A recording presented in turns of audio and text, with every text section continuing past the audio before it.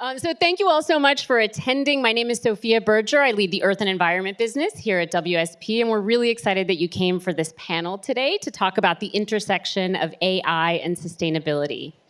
So I'm going to set the stage for a second before we dive into our conversation. So, what we wanted to talk about today was the fact that the development of generative AI is really causing this huge boom and need of computing power. And with that, there's driving demand for additional energy, water, and land at a rate that is really unprecedented. None of us have seen this before. Just, 2 data points to get us started on the discussion. Generative AI systems are estimated to use 33 times more energy to complete a task than task-specific software. Another interesting fact, the computing power needed to sustain AI's growth is doubling roughly every 100 days, which is really sort of mind-blowing. So, that's what we kind of wanted to dig in more, this expanding computing need and what it means for the commensurate resource needs in, again, energy, water, and land. But on the flip side, I think people are generally pretty excited about AI. Everybody is really excited about the promise and the kinds of solutions that it's going to bring on a variety of fronts, including potential solutions for sustainability itself, right? So, that's the balance that we really wanted to talk about today, the paradox, as the slide behind me says. How do we think about the crossroads that we're at right now? How do we embrace the promise of AI while responsibly reckoning with the resource needs of AI? So before we get into it, let me just briefly introduce our panelists. So starting here right next to me is Joyce Dickerson, Vice President for Global Sustainability and ESG at Ada Infrastructure. Joyce has over a decade of experience in global data center and IT sustainability strategy and operations. Prior to Ada, Joyce had multiple leadership roles at Google, most notably as global lead of data center sustainability, and also led sustainable IT infrastructure at Stanford University. Thank you, Joyce. Next to Joyce is Dion Harris, Director of Accelerated Data Center Solutions at NVIDIA.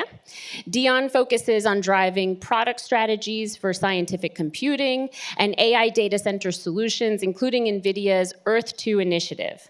Additionally, Dion also serves as part of NVIDIA's Corporate Sustainability Steering Committee, where he spearheads many of the company's data center energy efficiency initiatives.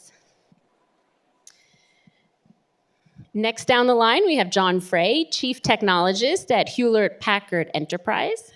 John developed and leads HPE's practice for customer collaboration on sustainability and IT efficiency. He partners with HPE's largest customers, stakeholders, and governments to develop low-carbon solutions to business challenges, share best practices, and drive new business opportunities.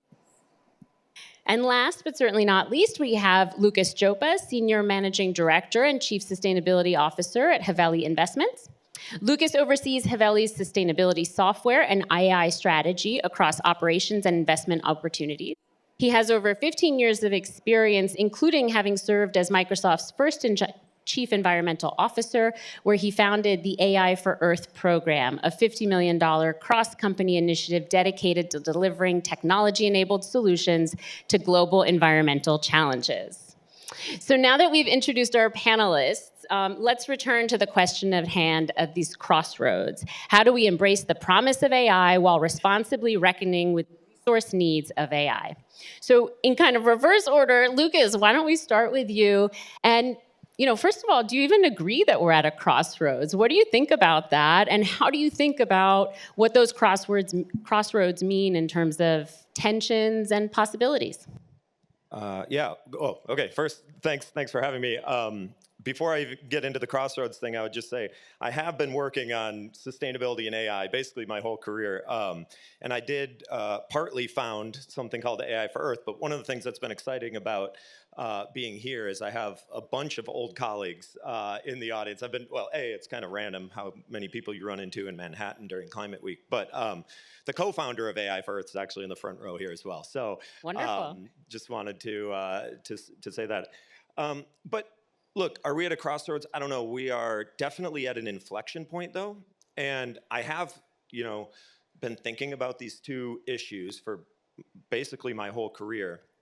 And I've come to believe over the past year that, if there is a future to write history, it will write that how we react and how we respond and how we develop, deploy, these AI systems will be a critical inflection point on our journey to net zero or not. And the way I think is maybe controversial and maybe not. But for me, AI is not the problem. It's actually potentially the solution. And I'm not about to say ooh, look, a bird, look at all these crazy things AI can do, right? What I mean by that is that if we are ever going to decouple environmental degradation and climatic destabilization from our current socioeconomic systems, we're going to do so by following a 4-part plan. By decarbonizing the grid and then racing to electrify, digitize, and optimize our real physical economy. And so AI is actually a very good thing. It's a critical demand signal into the system that we need more electricity now. I think it's a tough thing because people have been saying that this is true. We need to electrify our economy. And then we're electrifying our economy and everyone's like, whoa, we can't use electricity. And you're like, using electricity is a good thing if where the electricity is coming from is from a net zero or low to no carbon basis. The good news is that we know how to do that. And the even better news is that the people that are developing AI are the same companies that have the most ambitious sustainable commitments in the world, that are the largest buyers of renewable energy in the history of the world and on a day-to-day basis, have probably the best renewable energy procurement teams in the world, and have the most money to be able to deploy in transforming the system. So those are the two kind of, good news about the demand signal. And the last bit is that we actually do need AI if we're ever going to optimize our relationship with the world's finite natural resources. And so I'm not actually that bullish on the way we're doing AI right now, but I am actually really excited that there's this massive demand signal into the market. So long and short of it, I don't think AI is the problem. Demand is potentially the solution. How we respond is going to dictate whether or not we do anything good or bad here. Yeah, it's so interesting, and an important point about the load increase itself is not in and of itself the problem. It's just helping us to think about how to solve this. So Joyce, turning to you, if I have these metaphorical crossroads that I've been talking about, if that actually lands in an actual physical place, it's at a data center, right? So since that's exactly what Ada is involved in, creating those data centers, how is Ada thinking about that now? And one of the conversations we had, I think you said something along the lines of the constraint is really driving innovation and creativity, right? So necessity is the mother of invention. So, how is Ada thinking about that in developing data centers? Yeah, good. Very good question. So I've been doing sustainable data centers for almost 15 years. And 15 years ago, when I said, hey, we're doing water cooling and we're using cooling towers and evaporating, I think that's a problem. We shouldn't be wasting all this water. And they're like, no, there's plenty of water. Don't worry about it. Well, it's a very different world now. So at Ada, we design and build intentionally sustainable data centers for AI and hyperscalers. And most of our team comes from the hyperscalers. I'm from Google. Our president's from Microsoft. We've got people from Amazon and Facebook. And we've been doing this with data centers for so long. So now our data centers, we built them with zero water. But we do liquid cooling. So it's zero water. We're cooling very close to the source of the heat, which is the chip, and ideally to the chip, the rack or the chip. And we process the water. Instead of evaporating it, we actually use electricity to bring it down to the cool temperature. Okay, great. So now we're using more electricity, but it's 100% renewable. So as you said, more electricity is actually better. But then the ironic thing is that messes up this metric that the industry has set called PUE, which is how much electricity we use. So if you were managing on PUE, you would say, oh, that's a bad idea. Go evaporate all the water off. But we're going to do what's actually right for the community and not what the metrics are telling us to do. So it's this lack of water restrictions, we actually work very closely with the communities that we're in. So the communities now are saying, don't build a data center in my backyard. We're saying, well, actually, we can work with you to build programs that actually enhance your community. We do job training, we do reskilling, we make green spaces available for the communities. So, these things, these problems that you run into are opportunities to actually do something better. That's so interesting. And I'm so glad that you focused on water, because energy and water are two very different constraints, right? And so how we deal with them as we keep going is very different. So thank you. And then John, maybe moving to you. So, obviously HPE works on the components that go in the data center, but I know that in talking to you, one of the things you're passionate about is that we can't just look at this at a component scale. We really have to be looking at the system scale, and how do we get all of the different entities to work together? So, maybe you could tell us more about that perspective, please. Yeah, happy to share that. So this, for me, has been a 25-year journey on technology efficiency. And by the way, AI doesn't break any of our perspectives on that. They just amplify a couple. And early on, we couldn't figure out why. There was a lot of work on the real estate side, as you just heard, to make the data center itself, i.e. the building and the cooling systems and things, as efficient as possible. And the IT in it was so inefficient. And then, talk to a couple hundred customers, you figure out, oh, the real estate team's #1 metric is utility cost reduction. So everything they do is to drive that. The IT team has no idea how much power the infrastructure consumes, or how much carbon it could be generated. And their #1 KPI is keep it running all the time, never let it go down. So what do you do if that's your #1 KPI? Put lots more than you need, lots of resiliency, everything's redundant, which of course is not the most efficient. So the first part of this journey was actually getting those two groups to have a common set of metrics. And they picked PUE. Why? Because all of the great work the real estate team did took the numerator and made it a little smaller, but the denominator was always still the IT load. So IT took a lot of credit for taking no action because PUEs went down. And then we taught them about 5 levers of technology efficiency, and they started doing the work. Because that was the denominator of the equation, PUE went the wrong direction. They panicked and stopped and said, well, we're not doing that. We just spent 5 years convincing our bosses that PUE was a great way to measure us. So part of this is resetting the expectations. Part of it is getting those groups together. And we started with 3 levers. Equipment efficiency, which is if you have a piece of technology equipment, do the most work you can with it. Yet even today, the industry average is about 30% of its capability, if you look globally. The second was energy efficiency. For every kilowatt of power you're going to consume, do the most amount of work possible and build power proportionality into the equipment. So if you're doing a low level of work, you consume a low level of power. If you, during a high level of work, consume more power. So all of the equipment shipped that way. But you know what we found? Over 80% of it, the first thing the IT team did when they received it is turn that off. Because they were thinking that would negate performance a little bit, and they're paid for great performance.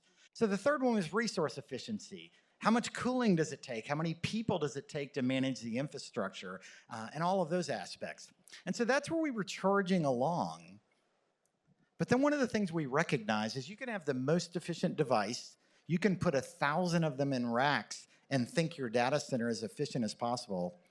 But if you put a horrible software application that's got terrible code, was written in the wrong programming languages on top of that, you've negated all that efficiency. So we stepped into software efficiency. And how do we teach coders to write better code, use better programming languages, and think about power efficiency of code? There was actually an organization stood up called the Green Software Foundation that's proposed a metric. It's not perfect, and IEEE's working on another one at the moment, but it's all called the software carbon intensity.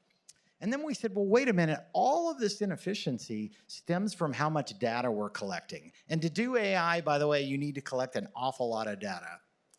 And so we looked at across all the data that was being collected and all the storage arrays that were being purchased and all the power they consume and said, how much of that data is actually used by anybody ever? 30% or so. So our companies collect all this data that they're never going to use. That we use loses its value in some cases in less than a week. Yet nobody's asking the question, including your IT executives, by the way, do we actually need to store that data? And if so, for how long? And if we don't need it instantaneously, can we put it on a lower level of storage? So that was data efficiency. So for us, those 5 levers were the ones. So we have to think how to optimize all 5 as an integrated solution, not as piece parts. And because many of those elements were delivered by different companies, that was really hard. But one of the things I think that AI has accelerated is it's brought the data center designer, the chip designer and manufacturer with the equipment integrator, with the software stack, and sort of wrapped a bow all of that and said, you know what, let's design efficiency for this as a solution rather than focusing on the piece parts. That's so interesting, and I love the way you told it, kind of pulling the thread of why until we get to it. And it's really a perfect segue into, what I was going to ask Dion about the computing efficiency, and obviously the chips itself are part of that. But, so much of what we're talking about is this projection of what the demand is going to be based on computing efficiency. And so, what are some of the innovations that you're seeing on that front that could help with the solution? So I totally want to just plus one all the comments made so far first. And I think, John sort of hit it on the head, describing sort of the need for full stack integration. And so when you look at sort of NVIDIA and sort of our journey in the computing landscape, my mic is a little choppy here, so bear with me. But it started with pioneering what we call accelerated computing. And it was really looking at use case by use case. So first use case was graphics, right? You said, okay, if you take a CPU and you pull a parallel processor, call it a GPU, call it a PPU, whatever you want to call it, a parallel processing unit, next to that CPU, we can actually do this much more efficiently. Then in 2006, we said, okay, let's create an abstract layer called CUDA that will allow you to expose that parallel processing capability to other domains. The main reason to do that is that it was going to allow you to drive more performance within a same or smaller power envelope. And so we started doing that domain by domain, and it required us looking at the application, all the lines of code, where they could be parallelized, how it would leverage the underlying infrastructure, how it would leverage the actual storage, et cetera. So that is a very painful process. I mean, it's a reason why it took us, over 20-some years to get to the point where you really had a wide adoption of accelerated computing platforms. But what I will say is that discipline of understanding the application and how it behaves in concert with the computing infrastructure really is sort of ingrained in sort of how we approach building out our solutions. So now fast forward, AI has happened. We've already established that accelerated computing is a full stack problem. You have to optimize at all those layers of the stack to get the application to take advantage of that parallel processing. AI takes it even further because you're no longer looking at just the efficiency across one GPU or one system or one rack. You're looking at the entire data center. So now, to John's point again, you have to understand how that orchestration happens at a software layer, at the networking layer, at the compute, at the sheer memory that's shared across the compute infrastructure. So you're looking at compute fabric, compute network. And so now to kind of bring us to today, here and now, the latest architecture we have announced was our Blackwell platform. And what's really interesting, if you Google Blackwell, probably a 50% chance you will find a full rack. You won't see a picture of a GPU. And the reason why that is we've really looked at every element to say, okay, if we're going to go try to service these, sort of growing and increasingly demanding workloads, how can we do it as efficiently as possible? And the answer was it was everything. It wasn't just put more flops in the GPU.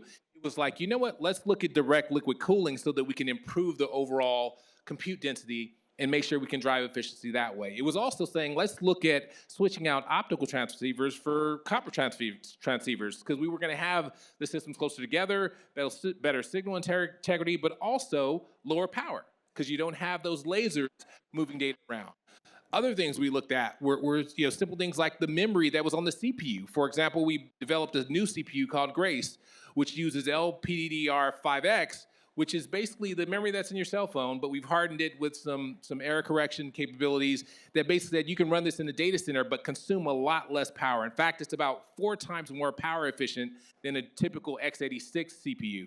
So, I kind of highlight some of that to suggest that, we literally looked at every facet of our architecture. And then we also looked and said, okay, how does that plug into the data center? Like, how do we interface with the MEP infrastructure to make sure that, the pipe pressure can facilitate a 120 kilowatt rack and all the liquid cooling that it takes to support that. The bus bars are adequately built out so that you can support that. So it really required, a full stack view of not just our solution, but the partner solutions. So I think this sort of notion that, this is forcing collaborative viewpoints of how you optimize, that was really sort of, foremost. And then, as a result of that, and I'll just sort of use this as a kind of drop the mic moment. As a result of all that, we were able to demonstrate 25 times more energy efficiency in terms of actual energy per token produced in terms of inference workloads. 25x doesn't happen in generation over generation improvements when you're focusing on the flops. You just can't. Moore's law, physics, all of those limitations come into play. But the fact that we were literally pulling every lever, I think as John alluded to, we possibly could to drive more efficiency, more performance, it resulted in that transformational. That's incredibly interesting, and especially, the really specific cause and effect between each different piece and how you have to really understand it to get to that kind of huge improvement is so interesting. So, now that we've dived pretty deep into the details, we wanted to zoom back out a little bit more and just talk about the fact that these data centers and these resource needs are happening in communities, right? You touched on this a little bit, Joyce, and I want to return to this comment. They're happening in communities, which means real people. And, we at WSP work on all kinds of infrastructure. And one of the things we've seen across the board is a huge increase in the importance of public involvement in all kinds of infrastructure, justifiably so. But it makes it, it's a whole nother layer of complexity to add. And so, how do we think about involving the community and really understanding their needs as we're developing all of this increased demand and data center volume? Yeah, no, absolutely. And at Ada, our preference is to go into brownfield sites, so we're not going into, we're going to communities. And a lot of our data centers are we're in London, we're in Tokyo, we're in Sao Paulo. And one of the things in London, for example, we brought in a team of local consultants that went and met with the community and asked them, what do you want? We don't know what you want. What do you want? And one of our sites actually in Japan, we asked the community, what do you want? And they said, well, we're actually really worried about natural disasters because we have flooding and whatnot. We just want a place to store all our emergency gear. Like, oh, I wouldn't have thought of that one. But, that's how we can help the community by talking to them. We have actually in our data center in London, we've actually built a community center, which will be available 50% of the time to the public, so they can go in and do STEM training for the kids. The teachers come in. We're part of our infrastructure. We're doing behind a glass wall, so we can show them. Oh, here's the the utility interconnect. So the excess hot water is actually going out to this apartment complex that's being built across the way to do all the heating for that community. So finding ways that we can engage, and each location is so unique that it takes that investment in finding the local NGOs who know the communities to give us that feedback, and then we build it, and we have a whole fund that we put together for that. It's so interesting, and you're right, it is so location specific, especially when you're talking across the world, right? Absolutely. Other panelists on the question of community? Oh yeah, there's a lot to be said for community, and let me actually back this whole conversation up for. We're here at Climate Week. We're talking about decarbonization, and we talk about it almost if it's a sterile thing, 1.5 degrees decarbonization. But let me take us back to what the impact of not taking care of that is.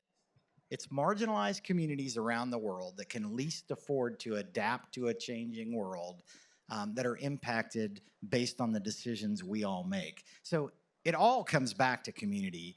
And so part of this thinking through this is, how do we both do a better job, as you've heard, from an infrastructure perspective?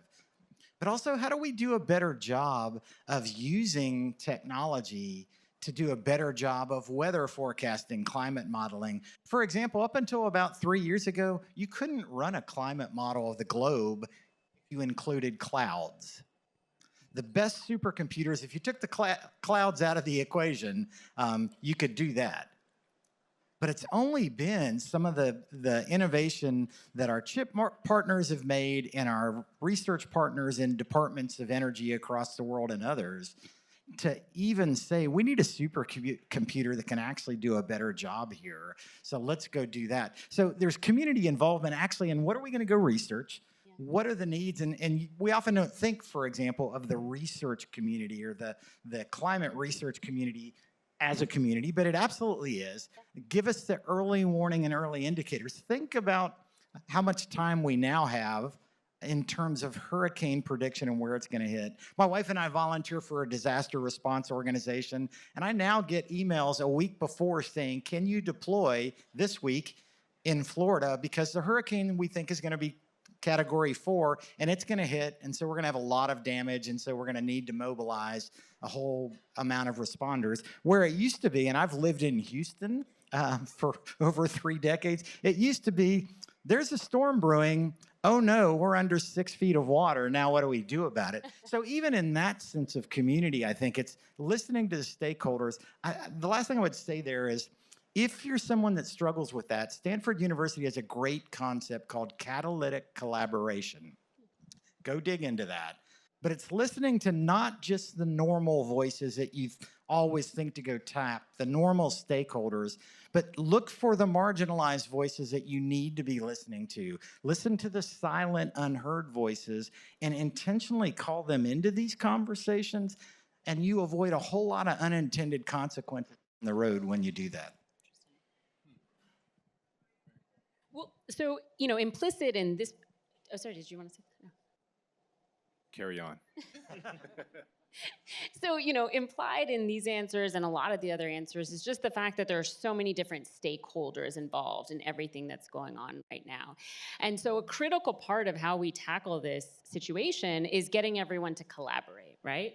And so, maybe with you, Lucas, you recently wrote an article talking about this divergent pace that many of the different actors are on, specifically the regulators, the utility firms, and the technology firms, and how they're all kind of, literally going at different paces. And we need to find a way to get them all converging on this conversation in order to really have solutions. So, maybe you could tell us a bit more about how you see that potentially happening across the industry.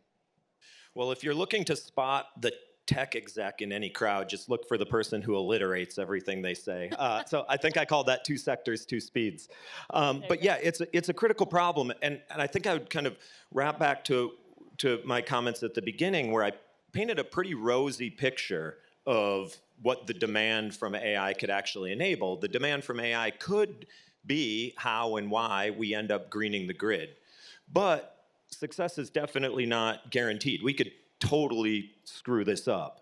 And the way that we would screw that up is by not collaborating, particularly between the tech sector, and I'm taking a very broad stack definition of the tech sector, software, hardware, componentry, full thing, and the utilities. And the 2 ways that could go wrong is if the tech sector just blindly puts that demand signal into the electricity markets, there is no guarantee that we will do the most economically efficient nor societally advantageous thing. There's all sorts of other constraints on the system, and it's very easy to throw your hands up and do the easiest thing, not the most economic thing. We could respond by bringing more coal and gas on. We could do that. That's not what tech wants, but if they don't collaborate, I'm afraid that's what tech will get. And as well, if we don't collaborate and tech doesn't get what they want, particularly electrons in the volumes in which they need and the times and places they need it, they will, because they have the resources to do it, just go do their own thing.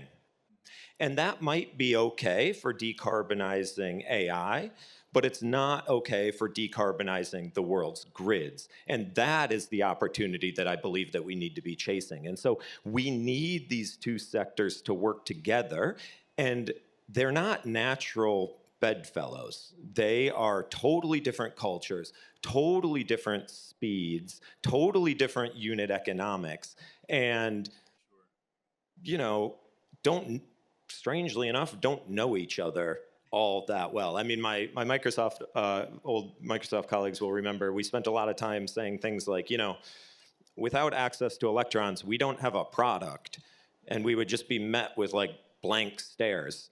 And so it's only been literally within, outside of the renewable energy teams inside these companies, it's literally been the last few years that these companies even understand that electricity is their core supply chain, right? And so anyway, my point is, collaboration is how we will do this right or wrong, and that is what history will ultimately judge us on. I would love to insert another stakeholder in that collaboration, because it is directly related, which is, you know, the policymakers, right? Because I have a unique position in terms of I've worked at a utility and I've worked at a tech firm. To Lucas's point, the cultures are on the opposite ends of the spectrum in terms of how they view the world. The utility is thinking, I have a rate case, I have an investment base that I am approved to go and maintain and deliver the reliability. At all costs, I want to make sure that I can deliver safe, reliable power. Anything that jeopardizes that is something that jeopardizes my core principle. So moving very quickly to bring on any load, whether it's renewable or otherwise, goes directly to their core values. It's sort of the antithesis of why they exist. Whereas your tech ecosystem is trying to innovate as quickly as possible to help push the envelope, to help spur innovation. And so those two sort of core focuses are just inherently divergent. Now, the reason why I said that there's another stakeholder, which is policymakers, the misalignment of those two sort of objectives is very much rooted in the policy of how the rate case is determined, how utilities are rewarded, how they're incentivized to do certain things within the overall operation. So, I think to your point, collaboration within the tech ecosystem is starting to happen. I know we're being incredibly transparent around our roadmaps and making sure that everyone's ready for whatever is coming. And then at the same time, like you said, we're talking to the power companies. We're letting them know, where we think there's opportunities to improve their efficiency and what solutions we can offer to help that out. But also just, trying to be a good partner there. But you also understand that they're also somewhat hand-tied in terms of what they can do and how they can do it. So again, I think there needs to be an alignment of objectives, across this entire set of stakeholders as well. And I know that NVIDIA has had a lot of successful collaborations. And is that, transparency and alignment really what you all have found brings that success? So like I mentioned, NVIDIA is a unique company in that, we've always believed that our success comes from our partners' success. In other words, we only do well if HP can, build systems that support customers' needs that we're able to help. We only do well if the data centers can be stood up. And so our approach, thank you so much. This is, okay, yeah, thank you so much.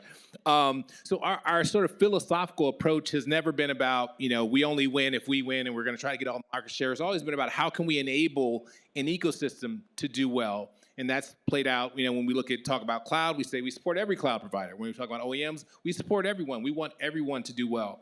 But I think there has been a shift in our sort of posture from a partnering standpoint, recognizing that it isn't just the systems makers that we need to partner with.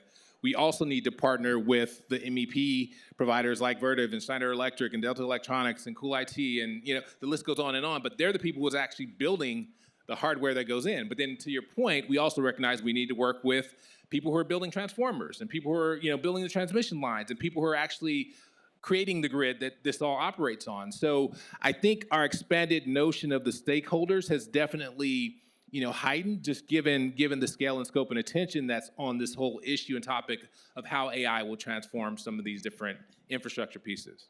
Yeah, really breaking down the silos and getting everyone to work together. So I'm going to ask one more question of the whole panel, and then we're going to go to the audience for questions. So start getting ready.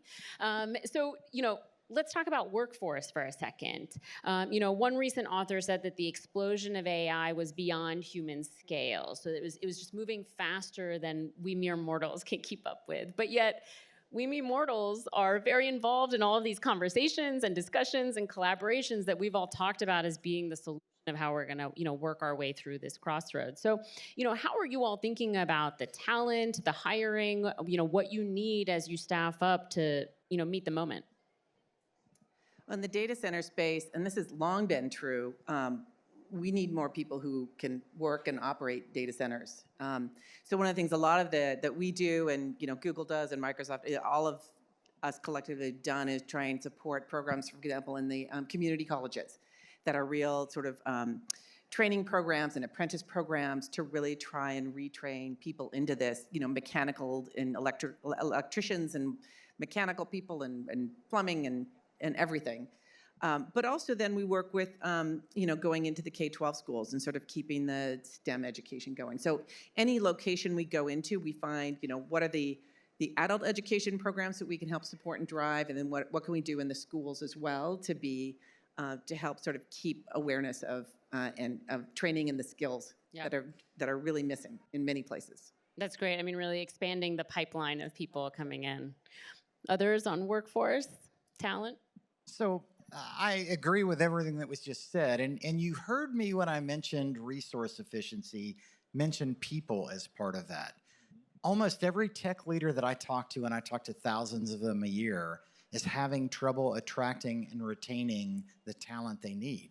And so one of the things that we've found, for example, is when you can connect this work to do technology efficiently and the use of technology to drive decarbonization, turns out you can attract and retain more employees that will come work for you because they want to be part of that journey. So we're telling them, look, get your HR folks involved with you and talk about this work that you're doing. So that's one piece of it. The other one is, how do we look in terms of marginalized populations and increase that? It turns out, as we dove into software efficiency and looked at programming languages, one of the things that MIT pointed out in their business journal is that actually one of the most efficient programming languages from a power efficiency, runtime, first pass compile time, a whole variety of metrics, is a language called Rust, which is a compiled language. And it turns out that when the Rust community formed up their code of conduct on how they were going to interact with one another around the world, they were very careful to put in anti-discrimination language, and the community collectively enforces that. So what you find is a disproportionately high number of queer programmers that program in Rust because it was a welcoming community for them. They were encouraged. If somebody tried to pick on them or discount them, the community sort of came together and said, that's not permitted in our community. So as it turns out, even though you were looking for Rust because it's such an efficient language, there were other people benefits coming alongside of that. And it turns out it's a little harder to learn, apparently, but it's about 65 times more efficient than, say, Python, which is what students learn in school to code in, for example. So it's that. It's also one of the things that became very apparent to us is much of this that we've talked about in terms of technology efficiency, programming efficiency, is still today not taught in educational institutions. So our computer science and computer engineering students get none of power constraint factored into what it is you're doing. And so we're working very hard to fix that too. Yeah, I would just jump in on the efficiency side because I believe in it strongly, but I try to avoid talking about it because I want to see as much demand get delivered into the grid as possible.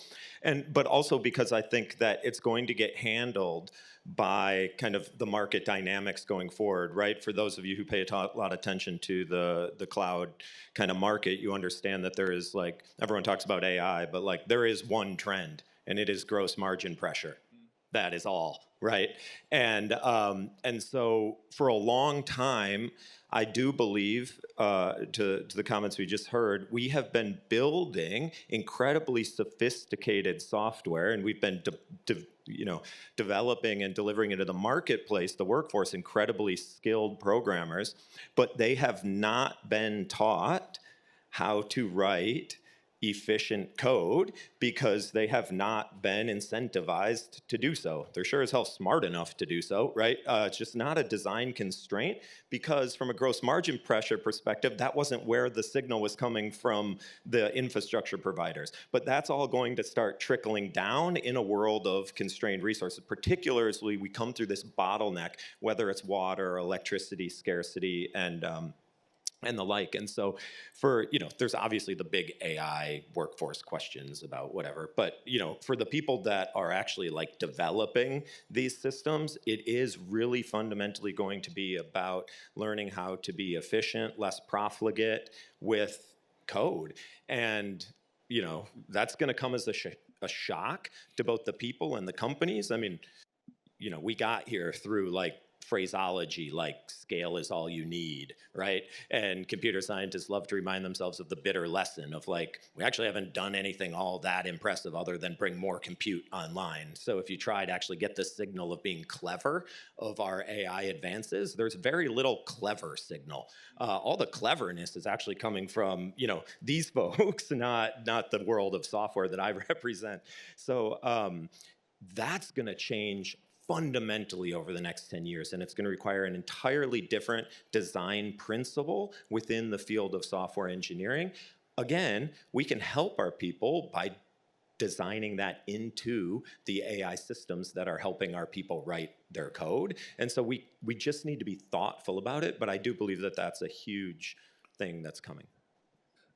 So to answer your question around community, I think there's a couple things NVIDIA has been very sort of always focused on. Like when you think about the challenge of creating what we called accelerated computing, no one did it. So it really involved, building an entire community, an entire ecosystem from nothing. Because x86, general purpose CPU-driven programming was the model. So it truly was about creating a whole new way of computing.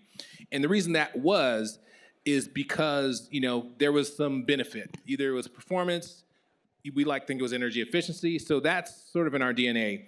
So a lot of what we're trying to do with that same revolution that's happened with AI is how do we get a community built around that? So we have, our AI university, which is basically provided to a number of schools and community organizations. We just signed a program with the state of California looking to offer free training to teachers and students to get them on board this AI revolution, because in addition to not having them impacted by climate, we also don't want to be left behind by the opportunity that's presented by AI. So it's really about how can we, empower and sort of provide as much access as possible to the benefits that we think will be ascribed to AI.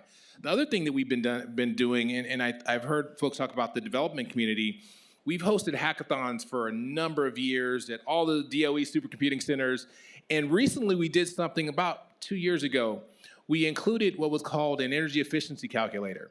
Because typically what happens is the developers show up, they bring their application, they accelerate a kernel, they'll get a speed up. And like, oh, that's cool. And so we said, okay, what does that mean to your energy? And so we literally provided it to them. And one, it was really sort of eye-opening in that they never thought about it. They always thought, I'm just doing it to get faster. But in providing them the tools to understand the trade-offs they were making, okay, when you're running on that CPU, yes, it's slower, but you take a lot more of them. So we had something called a node replacement factor. It takes a lot more of them to do that same work, so you're going to end up consuming more energy in the future. So it was really about connecting the dots between the work they were doing to accelerate and build better applications, to also understanding that it has a sort of a lasting impact on the energy they were going to consume ultimately as well. So that's one example. That's great. I love that story about the energy efficiency on the hackathon. Well, great answers. Thank you. Why don't we open it up to the audience now for questions? Oh, do you see one? I can't see it over there. Oh, there's a question over there. I know. I can't see the poll. Hi, thank you all for your time today. You all talked about how the need to meet the demand will require a lot of collaboration. How do you all convince a growing ecosystem of competitors and potential competitors to all work with each other to deal with this issue? So I'll go first. Actually, in the tech industry, it's old hat. We have come together to solve things like supply chain assurance sorts of problems, clean energy purchasing, together in a non-competitive way so that we don't have all the legal challenges associated with that. And actually, it's been very, very successful. If you think about our supply chain, now there's an organization called the Responsible Business Alliance, and RBA started as HP and a couple other companies' code of conduct. We would go into a factory and see that the manufacturing was happening that met our standards, but the assembly line right next to it producing somebody else's product wasn't doing any of that. And we said, why? And they said, they're not making us. So we took a step back and said, we cannot solve this problem ourselves. We have to do it through collaboration. So yeah, there's a lot of examples. You still see that here. We take our approach to IT efficiency and make it freely available to anybody that wants to leverage it, because we don't get better till we're singing from the same sheet of music, if you will, till we're using common metrics that everybody agrees are those metrics, and where they don't exist, like in the efficiency of an AI software application or an AI model, we're getting together as an industry and through groups like IEEE to actually go develop those yardsticks so that everybody's in agreement how the industry does product carbon footprints. We all came together and said, common need. We got MIT and other academics involved, and now the common tool is called PIA. So I think there's lots of examples of how we do that and do it well. Yeah, and I'll just add to that. I mean, I think when you look at the competitive dynamics within the tech, especially in the compute sector, it is kind of, I won't say Jekyll and Hyde-ish, but it's in essence where you have to be, very vertically integrated, but very horizontally disaggregated. Because ultimately, your solutions have to work together. Like anytime you're building, a system or a computer or a data center, you have to understand that every customer, every user is going to have their imprint on what that ultimately looks like.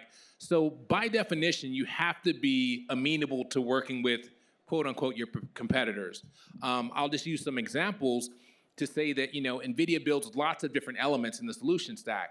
But if someone buys an HP supercomputer and say we want to use Slingshot, that's perfectly fine. That works. And then another thing that I think was interesting, OCP is coming up in another couple of weeks. That's an open compute project, was kind of founded by Meta. But what was interesting is when I look at some of the contributions we made, we were recently looking at that. We made a contribution of our HGX sort of compute chassis. That is so anti-competitive. Like if you were looking at a strategic effort where you wanted to sandbox your position in the market, you would say, no way I'm going to give this to the community to make everyone sort of be able to innovate and build on top of that. But you see that collaboration happening, and again, it's done willingly. No one's asking us to do it. There's no regulator forcing us to do it. But we understand that there's a contribution that can be made to the broader community. So I think there's much more of a sense of community than people understand and realize, at least within the tech sector. So I'm less concerned about that collaboration than the collaboration I think Lucas spoke about in terms of getting outside those main groups there. Yeah, and just jumping on, not to be the downer, but there is one roadblock to collaboration that isn't the lack of desire to collaborate, and Dion already mentioned it when he added a third sector, which is regulators. And oftentimes you look and it's the same government that's telling you that you need to decarbonize, that's telling you that you can't work with your competitors to go out and send a common price signal into the market because that's anti-competitive. And so I do think we need to have a bit of a regulatory reckoning on this particular issue about when competition is healthy and when competition is not healthy for us to reach broader societal goals. And those put shareholders and society on two different sides of kind of the aisle, and we are just starting to slowly have that conversation. And so I actually think I would just echo your points. I would just say there's probably way more pent up collaboration like demand within the sector, then we're actually allowed to deploy. Additional questions?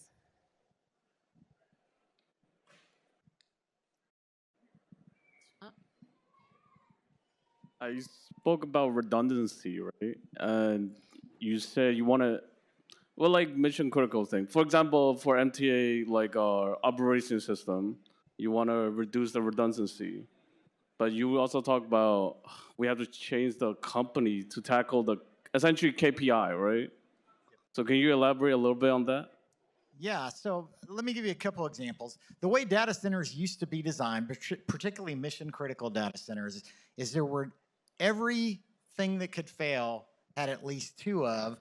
Uptime Institute actually had ratings. They had tiers of resiliency of data centers, and they would talk about 2N, which means everything has at least two. So if you need one server, you have two. If that server has one power feed, it also has a redundant power feed, and those power feeds to the device are independent all the way back to two different generation stations, if you will. And then there's 2N plus 1, which is you do that plus you add an extra one in just in case. And then with virtualization, you could actually run the same workload multiple places. I'm told in some of the public cloud providers, if you store a bit of data, if you take the picture and you back up your phone in the cloud, that's not backed up one place, that's backed up at least 9. And if you pay for additional resiliency, if you're a business customer, they do it 9 times in 2 different availability zones. So there's a tremendous amount of resiliency. Well, as technology has gotten better and virtualization and containerization, these techniques that allow you to have one physical device appear to be multiple devices, much of that redundancy is no longer necessary, and yet you can still have the same level of resiliency. And in fact, resiliency companies demonstrate this. They'll have a data center operating, and they'll literally blow it up to see how quickly the mirror of it can pick up the workload so that the user never knew that anything happened. And you can do that with less and less space. The other thing that's happened over time, and Dion alluded to this as well, is as performance per watt has improved almost logarithmically, what it took 6 years ago, 11 devices to do, you can do today that same amount of work with 1. I don't know of any company that I've ever worked with in the world that went from 11 to 1. They might from 11 to 6, partially because, again, they get fired if the workloads go down. So it means they're way over provisioned, even though they cut 50% and decarbonized a whole bunch, but they could have gone so much further. So part of this, by the way, is getting more comfortable with these technology improvements and recognizing that they have a high degree of resiliency and we don't need all the redundancy behind it.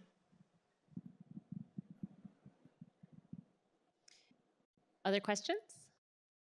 Oh, down here in front. Thank you. Thank you. My question is about goal setting and alignment. PUE has been out there for more than 10 years or so, and yet it seems that people year after year complain that it's an imperfect measure of effectiveness and ultimately efficiency. And we've seen in other industries that when you don't have standards, when you don't have performance expectations, you get a prevalence of greenwashing. Right? You have everybody establishing their own measure of effectiveness or efficiency or sustainability.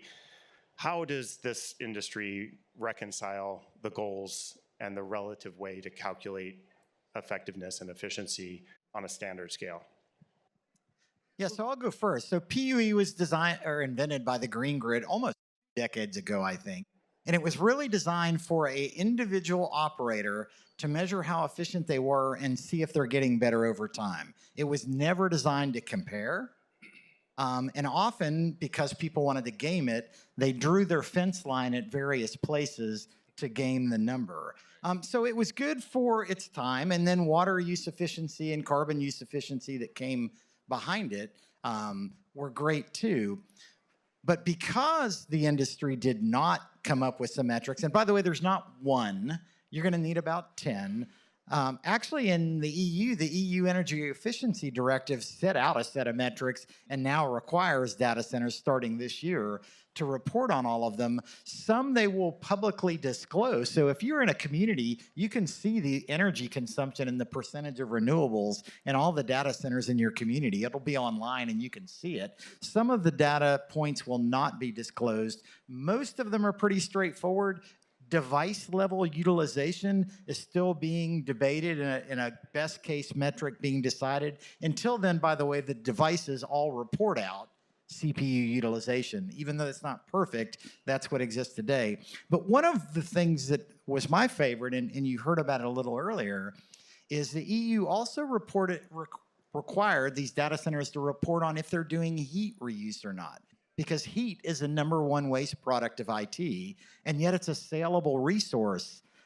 You just have to be co-located within about 10 kilometers of the person that's going to do beneficial use of that heat. So the EU is requiring the data centers to report on heat reuse. Germany, because when the EU passes a directive, the individual countries can actually go a little higher, much like states here in the United States can go above a federal requirement.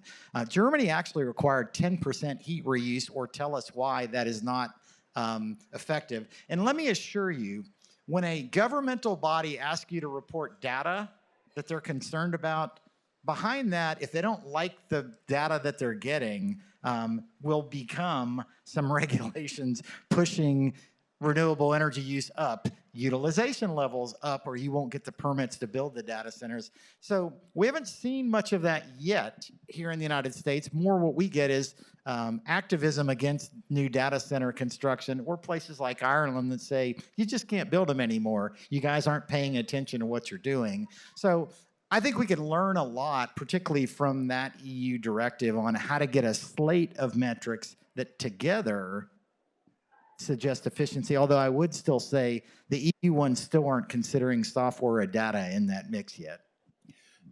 Joyce, were you going to say something on PUE as well? Yeah, it's very much along the same lines as we look at it as, optimizing our efficiency of our data center.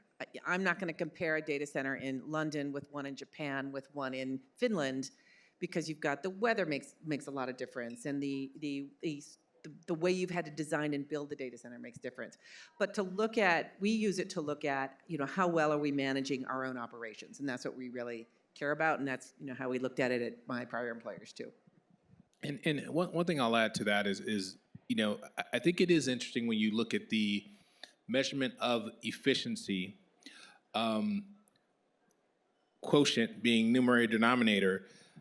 Output should be a consideration, right? In other words, when you look at how efficient your car is, you say it can go 30 miles a gallon, or it can go, right? You don't look at how much it weighs. Although that might be indicative of the efficiency, it's not indicative of how the usage is going to impact the overall environment. So I would advocate that that's something that we should be thinking about, is understanding specific output per watt or output per resource consumed.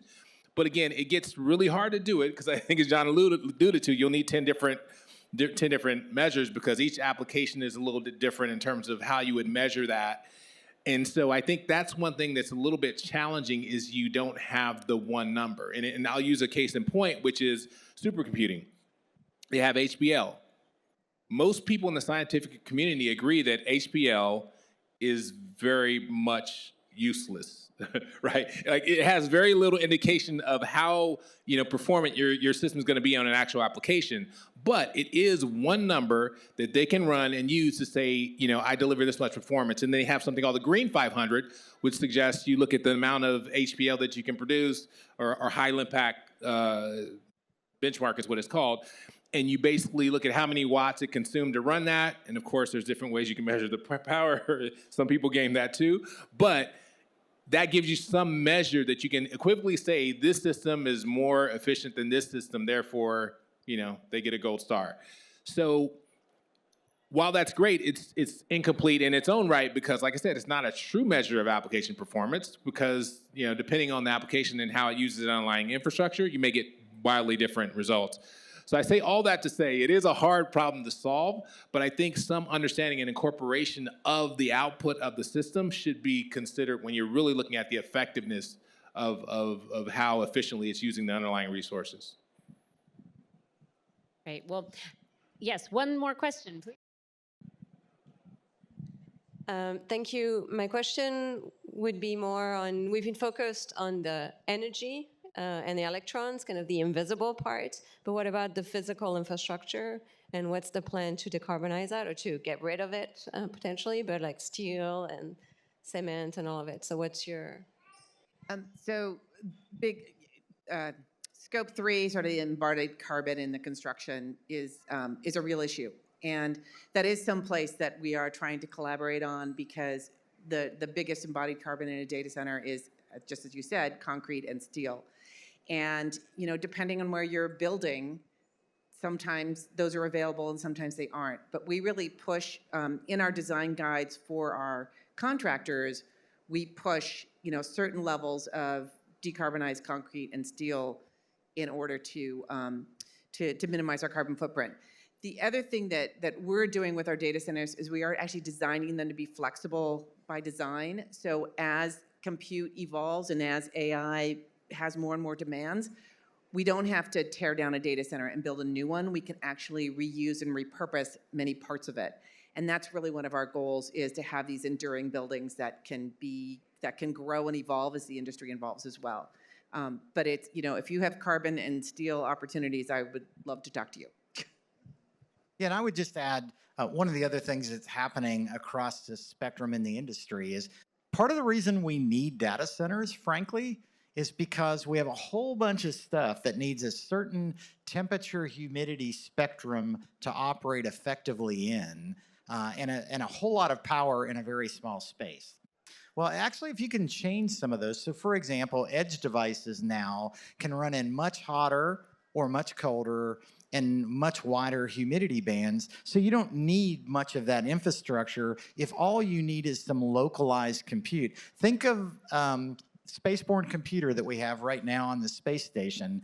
It used to be that every experiment that happened in space had to send all of its data back to the Earth over what is basically a dial-up, if you want to think about speed and pipe size, to get an answer. Do they know what dial-up is? Are you sure? Yeah. Does anybody even know what dial-up is? Back before you got to the internet over a phone line and it was really slow. If you've ever heard the static and then you got mail, that's the connection. I think we're losing them. We're losing them. So I tell you all of that to say, instead, and why was that? Because compute devices in space are bombarded with a lot of radiation and they degrade quickly. So the problem we had to solve is, could we fly commercial hardware in the space station and get it to self-tune as it degraded to keep adapting to that degradation? The answer is yes. So instead of building a data center down here to process data from the space station, we just put an edge device on the space station, which has enabled a lot more research to happen. So again, there's not one way to fix that problem. It's decarbonizing where you need the data centers. Don't have a data center where you don't, plus probably 10 other things.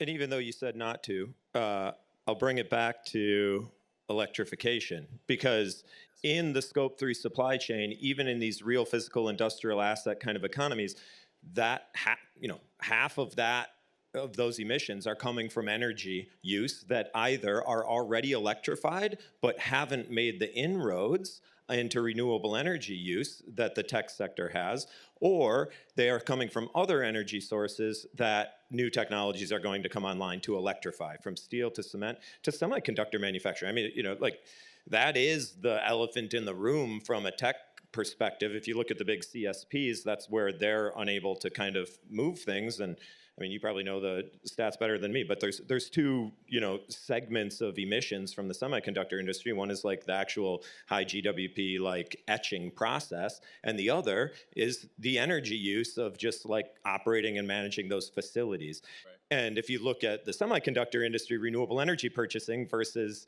the renewable energy purchasing of the people who buy and run the semiconductors, night and day difference, right? And so there's huge opportunities. I mean, you know me, so I say this, but I always say chase every electron. Yeah. Chase every electron you can possibly find. And if you find something that is a molecule but could be an electron, transform it, because it's the single most cost-effective way to decarbonize our society.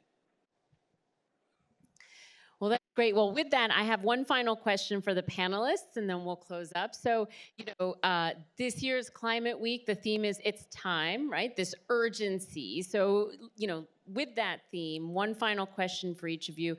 What's your recommendation for our audience in terms of what's the call to action right now that we need people to focus on to help us keep moving forward and keep finding these solutions?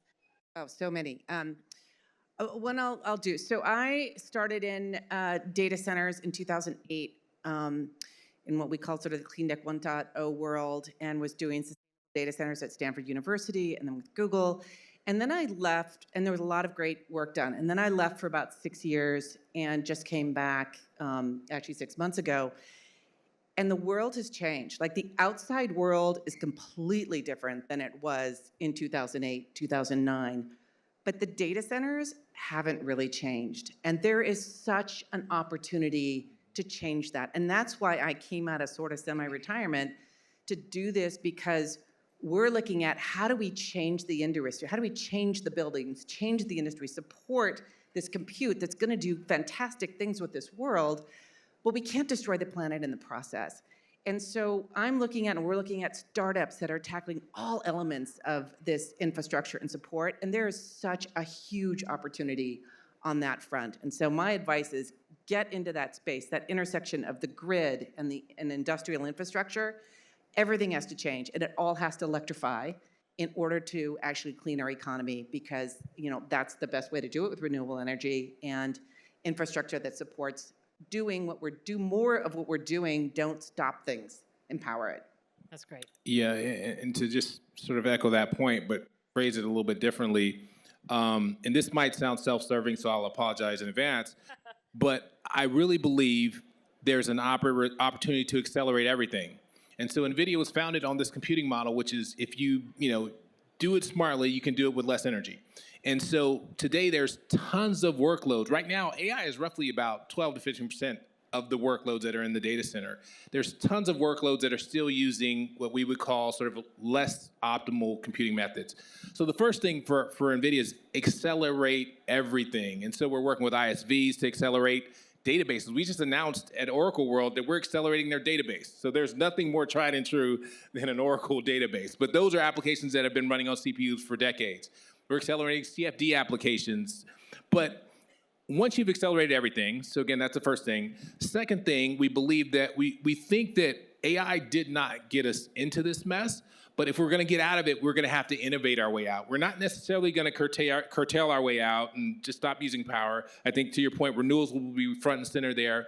But AI is really going to be a useful tool to help go and tackle the rest of the carbon emissions. So when you think about this numbers that we've thrown out, right, 2 to 4% in the US, 1 to 2 globally, how do we help go and tackle that other 96%? Like, how do we reduce sort of the consumption of manufacturing, of the heavy industries?